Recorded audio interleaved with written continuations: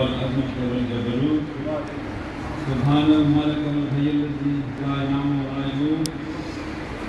سبحان سبوح قدوس ربنا ورب الملائكة والروح سبحان الله وبحمده سبحان الله العظيم الحمد لله رب العالمين والصلاة والسلام على رسوله محمد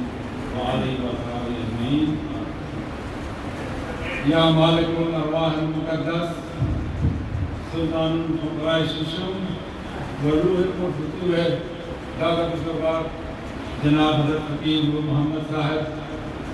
صدر بزرگوار ومفتی و مرشد سلطان فاقر ولایت سید الاولیاء شیخ المشائخ وقطب الوقت جناب فقیر عبدالحمید صاحب اللہ تبارک و تعالی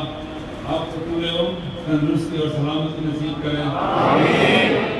اور آپ کا سایہ ہم سب کے سروں پر تا دم قیامت قائم رکھے آمین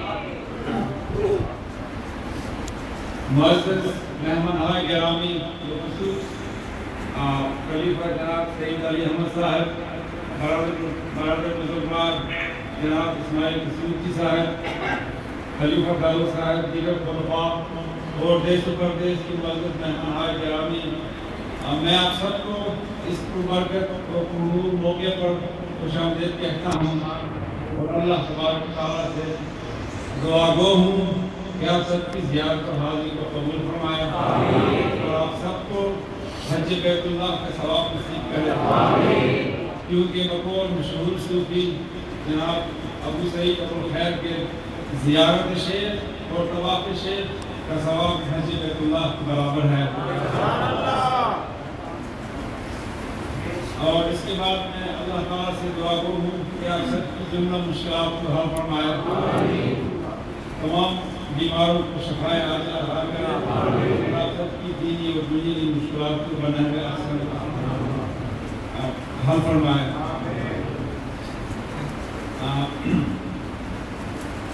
معزز حاضرین اسلامی تصوف کی بنیاد صرف دو چیزوں پر ہے اول وحدانیت اللہ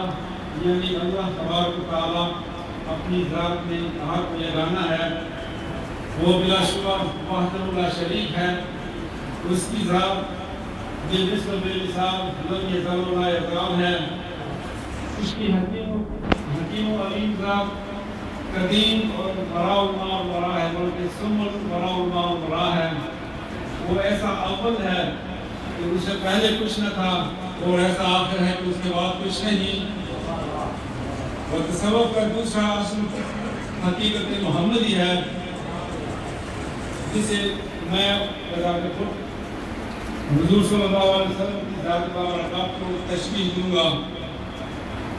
کیونکہ حضور کی ذات ہی دراصل مبدأ تمام کائنات ہے اور حضور صلی اللہ علیہ وسلم ہی دراصل بانی صفحہ موجودات ہیں یہ سب کائنات یہ سب جب و فلک یہ سب کچھ اللہ تعالیٰ نے آپ ہی کے لیے بنائے ہیں اللہ تبارک تعالیٰ ایک حدیث قدسی میں فرماتے ہیں لولا کا وما خلقت الافلاک اے محمد میں نے صرف تمہارے ہی لیے اس تمام زمین و آسمان کو پیدا کیا بنابراین آپ کی ذات بابرکات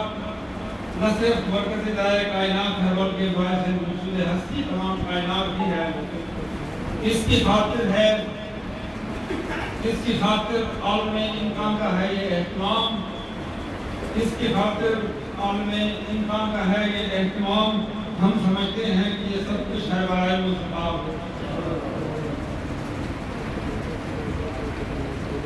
اور ایک اور حدیث کے مطابق اللہ تعالیٰ کی سب سے بہترین اور اولین تخلیق حضور صلی اللہ علیہ وسلم کا نور ہی تھا اللہ اکبر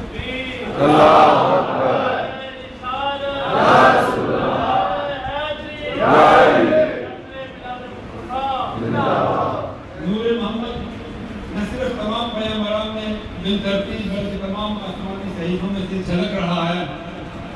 اور جب اللہ تعالیٰ نے بطور سلطان الفقراء اپنے کتاب محق الفقراء میں حضرت سلطان صاحب نے یہ لکھا ہے کہ جب اللہ تعالیٰ نے چاہا کہ اپنی ربوبیت کا اظہار کرے تو اس نے اپنے ذاتی نور سے ایک نور کا حصہ الگ فرمایا، اس نور کا مشاہدہ کیا، اس کا مشتاق اور شہدائی بن گیا اور اسے نور محمد کا خطاب دیا۔ اس کے بعد اللہ تبارک و تعالیٰ نے آپ کی آنکھوں کے نور سے عرش اعظم کو پیدا کیا اور عرش اعظم سے باقی تمام مخلوقات کو وجود میں لایا گیا۔ حضرت سیدنا شیخ عبدالقادر جیلانی اپنی کتاب سیر الاسرار میں لکھتے ہیں کہ اللہ تبارک و تعالیٰ نے سب سے پہلے حضور کا نور پیدا کیا اور اس کے ساتھ قلم اور عقل کو بھی پیدا کیا، اور یہ تینوں مل کر حقیقت محمد بھی کہلاتے ہیں اور اللہ تعالیٰ کا نور بھی کہلاتے ہیں۔ لہذا نور محمد اپنے درون میں تمام اسماء الہی، تمام صفات خدا بندی اور تمام افعال الہی کا آئینہ دار ہے۔ وہ یہی وجہ تھی کیونکہ آپ کا وجود مبارک نور سے بنا تھا تو آپ کے وجود مبارک کا سایہ نہیں تھا۔ حضرت ابن عباس سے روایت ہے، وہ فرماتے ہیں کہ کیونکہ حضور کے روح کو اللہ تعالیٰ نے اپنے نور سے پیدا کیا تھا اس لیے آپ کا سایہ نہیں تھا۔ اور ایک شاعر نے کیا خوب کہا ہے، ارباب نظر کو کہیں ایسا نہ ملے گا، ارباب نظر کو کہیں ایسا نہ ملے گا، انسان تو مل جائیں گے مولا نہ ملے گا، اور تاریخ اگر ڈھونڈے گی ثانی محمد، ثانی کو بڑی چیز ہے سایہ نہ ملے گا۔ نعرہ تکبیر،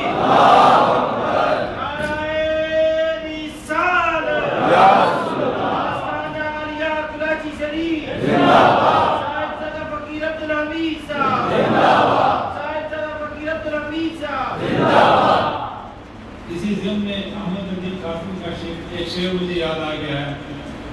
وہ یہ ہے کہ لوگ کہتے ہیں کہ سایہ تیرے پیکر کا نہ تھا، لوگ کہتے ہیں کہ سایہ تیرے پیکر کا نہ تھا، اور میں تو کہتا ہوں جہاں بھر پہ سایہ تیرا۔ رسالت کا عنصر حضور کی روح میں اس وقت ہی موجود تھا جب حضرت آدم ابھی تخلیق بھی نہیں ہوئے تھے اور مٹی اور پانی کے درمیان تھے۔ آپ وہ انسانی کامل ہیں کہ جس کا وجود کائنات کا مرکز ہے۔ آپ قرآن ناطق اور اعجاز الہی ہیں،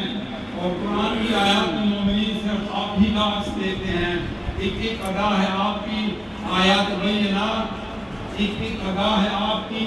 آیات بینات، اور جس زاویے سے دیکھیے قرآن مصطفیٰ۔ دراصل قرآن کریم تذکرہ رسول، نعت رسول اور صفت رسول ہی ہے، جس میں اللہ تعالیٰ نے آپ کی حسن بے جمال اور بلند اخلاق اور عظیم رتبے کا ذکر جا بجا کیا ہے۔ والشمس والضحیٰ آپ کے خوبصورت چہرے کی طرف اشارہ ہے، اور واللیل اذا یغشیٰ آپ کی خوبصورت کالی زلفوں کا افسانہ ہے۔ الغرض اللہ تعالیٰ نے قرآن کریم میں بار بار آپ کے حسن بے مثال اور خوبصورت چہرے کی قسم کھائی ہے۔ حضور نہ صرف اکمل فرد انسانی تھے بلکہ آپ کے بلند اخلاق اور کردار ہونے کے ساتھ ساتھ آپ کو اللہ تعالیٰ نے حسن تمام بھی عطا کیا تھا۔ آپ نہ صرف سراپا نور تھے بلکہ سراپا حسن بھی تھے۔ اور ایک صوفی نے جن کا نام ابن عطا اللہ ہے، اس نے یہ کہا ہے کہ اللہ تبارک و تعالیٰ نے جس خوبصورتی کے ساتھ آپ کے بدن کو تراشا، اس سے پہلے اور اس کے بعد وہ حسن کسی انسان کو نہیں دیا گیا۔ اور اگر حضور کے حسن سے پردہ اٹھا دیا جائے تو انسان کی آنکھ اس کی کام بنا سکے۔ اور نبی سرور الانبیاء کے برابر نہ پہلے تھا کوئی، نہ اب ہے نہ ہوگا، اور محمد کا ثانی، محمد کا ہمسر نہ پہلے تھا کوئی، نہ اب ہے نہ ہوگا۔ اور زلیخا کی جس پہ فدا جانو دل سے، وہ یوسف بڑے خوبصورت تھے، لیکن زلیخا کی جس پہ فدا جانو دل سے، وہ یوسف بڑے خوبصورت تھے، لیکن رخ مصطفیٰ سے حسین میں انور نہ پہلے تھا کوئی، نہ اب ہے نہ ہوگا۔ بلکہ میں تو یہی کہوں گا، گر مصر کے بازار میں ہوتے شاہ یثرب، گر مصر کے بازار میں ہوتے شاہ یثرب، یوسف کا کوئی مفت خریدار نہ ہوتا۔ اسلام رحمت اور ہدایت کا دین ہے، اور رسالت اور شفاعت حضور صلی اللہ علیہ وسلم کی ہی میراث ہے، اور دنیا بھر کے انسانوں کی ہدایت کے مرکز ہی آپ ہیں۔ آپ کے اس حسنہ میں تمام انبیاء کی صفات نقطۂ کمال پر نظر آتی ہیں۔ رسول کریم نہ صرف زمین کی روشنی تھے بلکہ آپ عرش کی زینت تھے۔ قرآن کریم میں اللہ تعالیٰ فرماتے ہیں کہ سورہ انفطار میں، کہ رسول وہ گنگیاں آپ نے نہیں بلکہ میں نے پھینکی تھی، اور جنہوں نے آپ کے ہاتھ میں بیعت کی انہوں نے آپ کے ہاتھ میں بیعت نہیں بلکہ میرے ہاتھ میں بیعت کی۔ اس لحاظ سے آپ نائب دست قدرت ہیں اور اللہ تعالیٰ کے کارناموں کی شاہکار فطرت ہے، اور اللہ تعالیٰ نے آپ کو، آپ کی ولادت کو تمام مومنین کے لیے احسان عظیم قرار دیا ہے۔ بلکہ میں تو یہی کہوں گا کہ محمد نے خدائی کی اور خدا نے مصطفیٰ کی،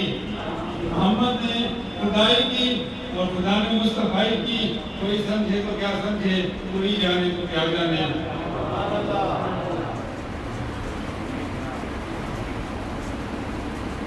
ایک اور حدیث میں اللہ تعالیٰ فرماتے ہیں کہ محمد میں نے تیرا نام ذکر اللہ رکھ دیا ہے۔ حضور صلی اللہ علیہ وسلم کا نام ذکر اللہ رکھا ہے۔ اے محمد میں نے تیرا نام ذکر اللہ رکھ دیا ہے، جو تمہیں یاد کرے گا وہ مجھے یاد کرے گا، اور جو تم سے محبت کرتا ہے وہ مجھ سے محبت کرتا ہے۔ اس سے بڑھ کر اللہ تعالیٰ نے ایک اور حدیث قدسی میں کہا، انا محمد بلا مین، میں محمد ہوں بغیر مین کے، انا محمد بلا مین۔ اس بات کو سلطان باہو نے رسالہ نور شریف میں یوں بیان کیا ہے کہ جب نور احدی نے تنہائی وحدت کی جوتی سے نکل کر عالم کثرت میں ظہور فرمایا تو اپنے جماعت کی شمع کو صفائی سے جلوہ دے کر اپنی حسن کا بازار رکھ دیا، اور اس کے بعد نور الہی نے مین کا نقاب اور صورت احمدی اختیار کی۔ اس لیے آپ اللہ تعالیٰ فرماتے ہیں کہ میں انا احمد بلا مین، کیونکہ اگر احمد سے مین کو ہٹا دیا جائے تو احد رہ جاتا ہے، یعنی ذات باری تعالیٰ۔ اور مین کا پردہ اٹھا کر وہ نگاہ شوق سے، مین کا پردہ اٹھا کر وہ نگاہ شوق سے، جس نے نہ دیکھا ہو خدا وہ مصطفیٰ کو دیکھ لے۔ اور شب بس خدا نے نبی سے کہا،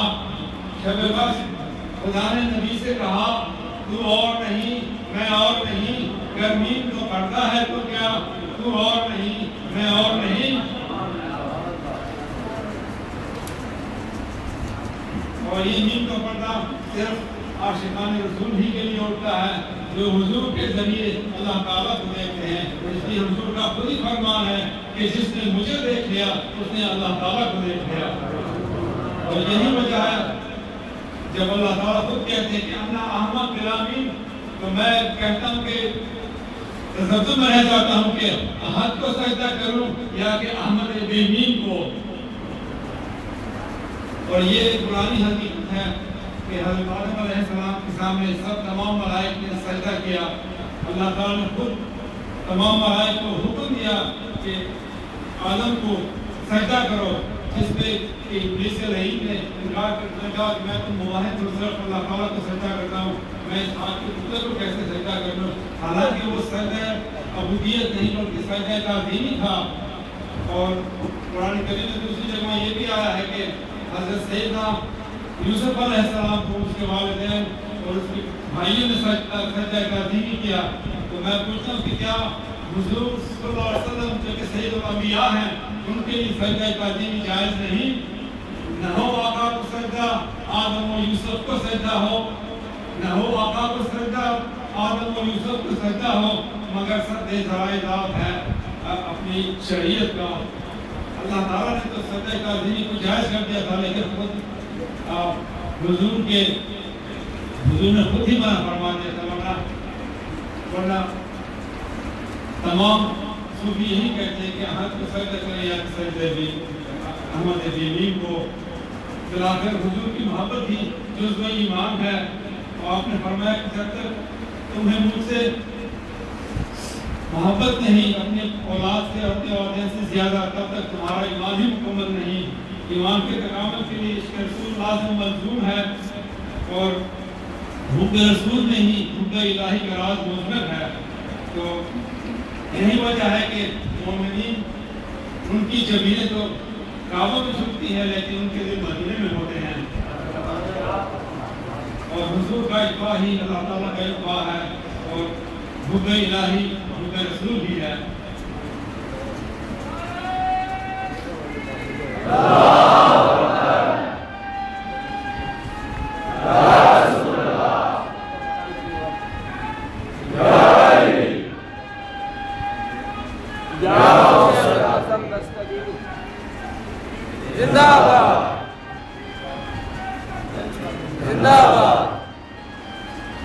مادہ و ثناء رسول دراصل اللہ تعالیٰ کی مادہ و ثناء ہے۔